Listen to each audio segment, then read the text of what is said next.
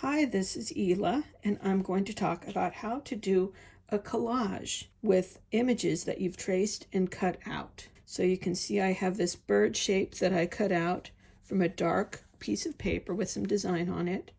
And then I have a slightly lighter background that makes this bird pop. This is a fairly simple composition with a lot of fun different materials.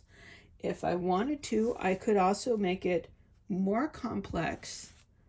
Nice thing about collage is that you can overlap and put things next to each other, and you just have this one piece. I could stick that guy in there too if I wanted to. You can just work out the composition on your paper with your different shapes. And you'll see that I also have light values on dark backgrounds, which really help all of these different pieces pop.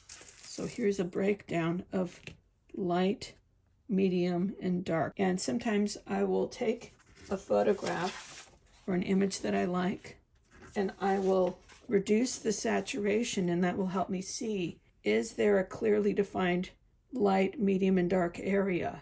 Another really helpful thing to keep in mind when choosing an image is make sure that your image is big enough that it's easy to turn into a composition. If I want to capture all these different light and dark areas on the back of the bird, then it becomes more important that I have a large image. So I've decided to trace up my shapes with carbon paper. So as you can see, I've got a medium and a dark paper, and then I can also have an even lighter color for the lightest parts. Got my light, medium, and dark all lined up for my bird. If it's too busy and confusing, I can trace the back instead of the front.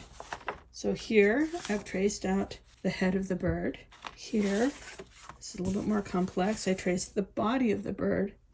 This bird is going to face the opposite direction from this one because I'm doing it all in the back. And once I've traced it all out, I will have my finished bird. You can see how he's facing the other way. So here we go. I'm going to show you how I'm going to cut all these parts out.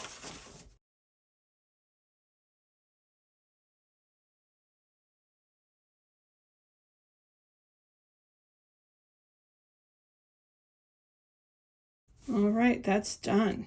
So here you can see I have cut out this piece, and it's kind of pointing in the opposite direction from this one because I traced it on the back.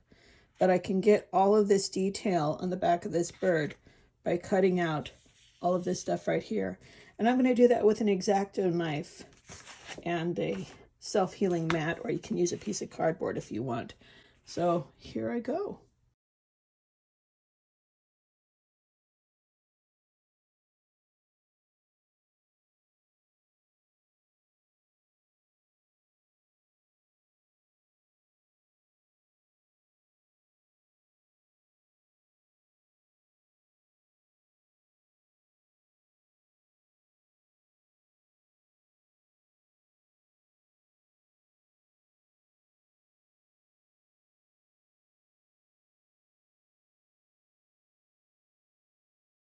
This fits together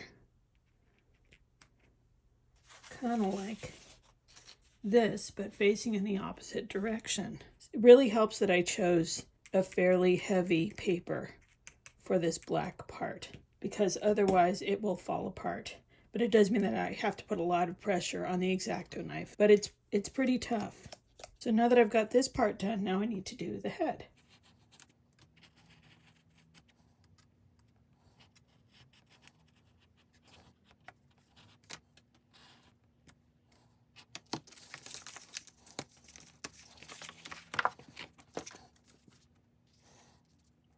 There we go, getting close. Now I just need to put a beak on there and find a background.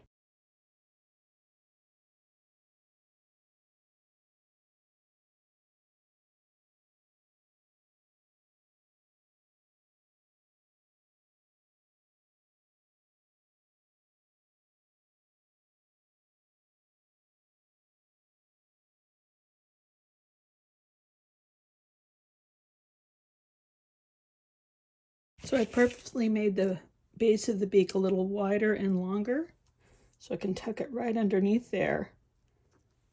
And there we go, that's the beak.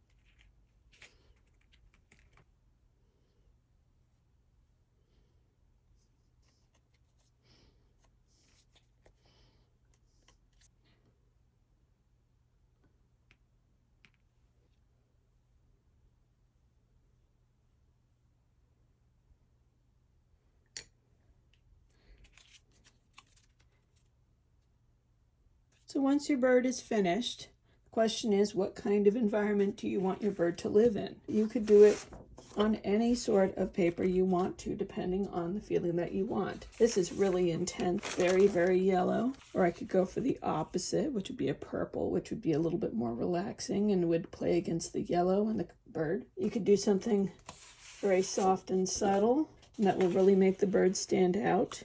Or you could go for something dramatic and dark, like this one. I kind of like that one. You could also have another bird friend in there, or you could cut out some leaves or other decorative items in there.